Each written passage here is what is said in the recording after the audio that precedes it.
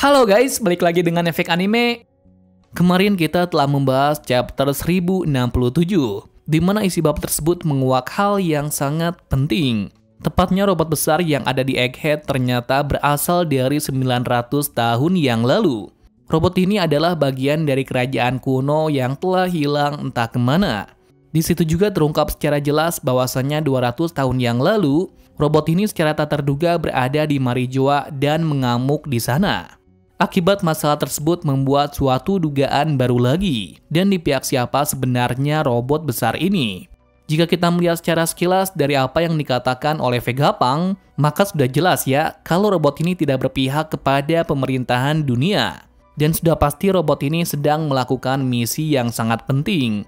Entah apa misinya itu. Vegapunk sendiri yang sudah tahu sedikit apa yang terjadi pada 900 tahun yang lalu pun belum tahu betul apa motif sebenarnya dari robot ini.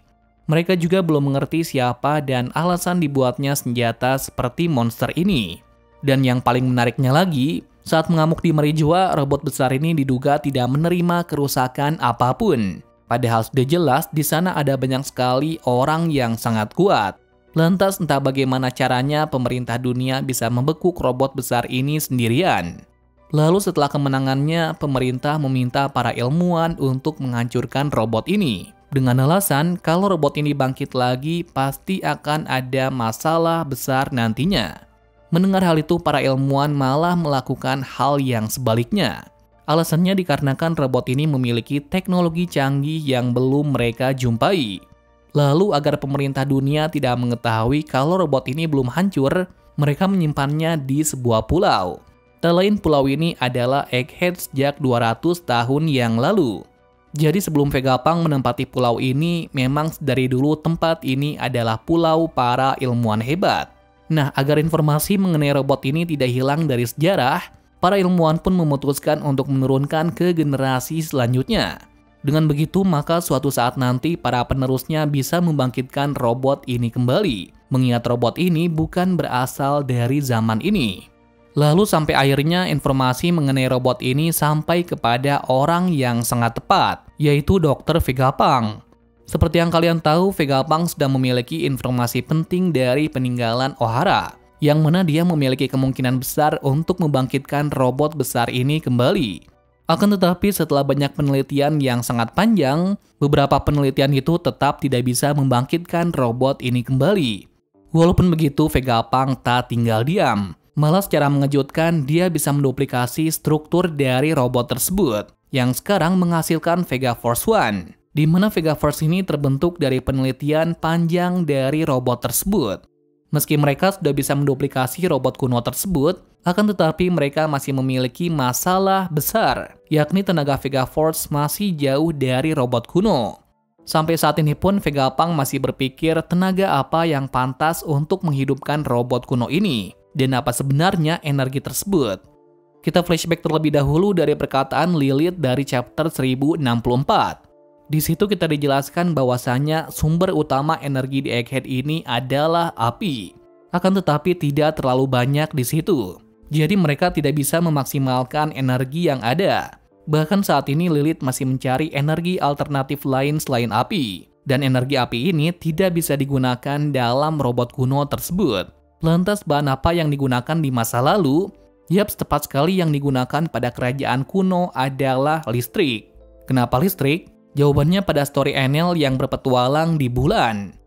Setelah dia bertemu makhluk aneh, dia menyadari ada yang tidak betul pada reruntuhan kuno ini. Lalu entah kenapa saat menggunakan kekuatan petirnya tersebut, tiba-tiba semua prajurit di sana langsung bisa bergerak sendiri. Atau bisa dikatakan Enel tidak sengaja membangkitkan ras bulan.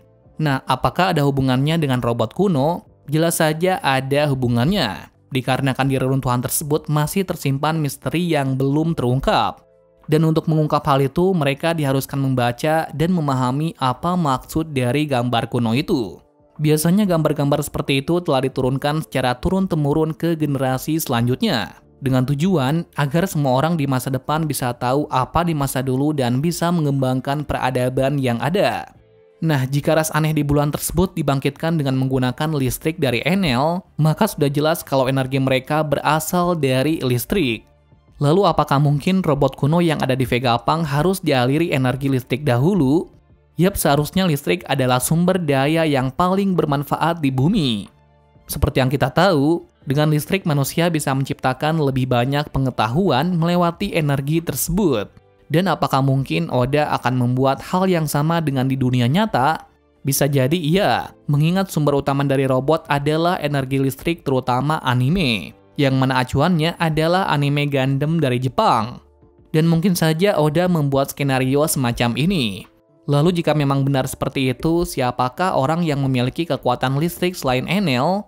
Sampai saat ini belum diketahui secara lanjut pengguna kekuatan buah iblis tipe petir. Dan mungkin saja, hanya Enel seoranglah yang mungkin akan membangkitkan robot kuno tersebut. Karena dari rentetan ceritanya, rupanya Enel tertarik dengan semua itu. Apalagi dia di sini didukung dengan kekuatan yang amat overpower. Teori liarnya lagi, jika tidak ada pengguna buah iblis yang memiliki kekuatan listrik, maka mau tidak mau Vegapunk harus menciptakan energi listrik tersebut secepat mungkin. Jika tidak, maka pemerintah dunia pasti akan mengetahuinya cepat atau lambat. Dan tak hanya itu yang membuat bukti semakin kuat lagi, yaitu dari Lilith yang mau mencoba alternatif lain selain api. Artinya kemungkinan besar dalam beberapa waktu, mungkin dia bisa menemukan energi listrik yang sangat cocok dengan teknologi Egghead. Selanjutnya kita juga akan membahas kenapa ras manusia ikan didiskriminasi oleh dunia pada tahun itu. Nah, masalah ini sangat berkaitan lagi dengan robot kuno yang menjadi momok besar bagi pemerintahan. Apakah mungkin saat itu robot kuno itu sedang menjalankan misi untuk menyelamatkan seorang budak? Bisa jadi iya, dikarenakan Tenryubito sangat senang sekali mengoleksi budak seperti itu. Lalu mungkin karena dia adalah seorang robot kesatria, dia meminta seseorang atau bangkit sendiri untuk menyelamatkan mereka semua. Bahkan tetapi robot itu gagal dan ditangkap oleh pemerintahan. Lalu apa hubungannya dengan ras manusia ikan yang didiskriminasi? Yaps, hubungannya adalah bahwasannya pemerintah dunia menduga kalau robot itu berasal dari ras manusia ikan. Atau mungkin ada seseorang yang menjadi tuannya yang berasal dari ras manusia ikan. Kemudian dengan semua itu bisa menjadi alasan kenapa pemerintah dunia langsung memutuskan untuk mendiskriminasi ras manusia ikan dengan kebohongan yang sangat besar. Yang mana mereka membuat kebohongan seperti ini untuk menutupi robot kuno itu agar tidak diketahui oleh dunia. Well, benar tidaknya teori ini masih belum sempurna karena masih bisa disangkal dari beberapa celah. Namun satu hal yang bisa kami pastikan, ialah robot kuno itu memiliki hubungan dengan ras manusia ikan. Ataupun robot itu adalah sang prajurit kebebasan Nika yang dikatakan oleh Hushu. Dan mungkin hal inilah yang membuat Hushu merasa kebingungan dan bertanya kepada Jinbei.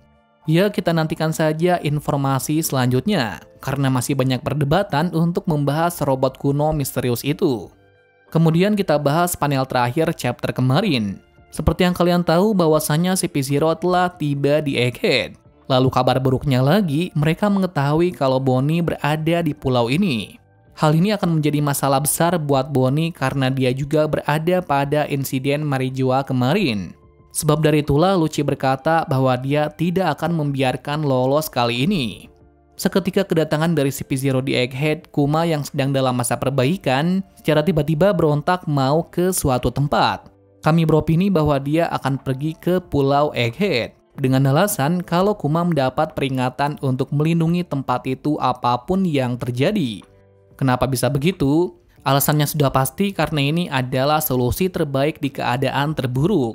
Di mana bisa saja Kuma meminta Vegapunk untuk memberikan suatu alat yang bisa membuatnya bergerak di kala kondisi Egghead yang darurat. Sebab dari itulah Kuma yang tidak bisa bergerak pun tiba-tiba menjadi beringas dan berjalan dengan mati-matian ke sana. Nah, hal ini sangat valid kenapa sebelumnya Vegapunk berkata kepada Luffy untuk membawanya pergi. Padahal sudah jelas jika Vegapunk meninggalkan semua labnya ini, pasti dia akan mengulangi dari awal lagi.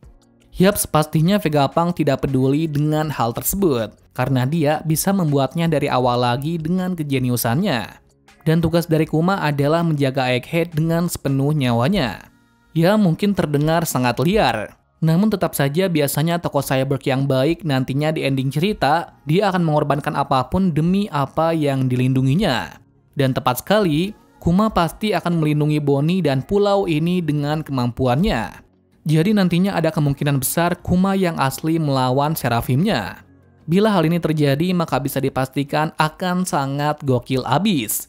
Terus di pertarungan lainnya, Zoro dan Brook pasti akan menyadari kalau CP0 ada di dekat mereka. Dan kali ini, sebagai penunggu kapal, Zoro siap melawan Lucci dan lainnya, dikarenakan dia ingin mencoba seberapa kuat Lucci sekarang.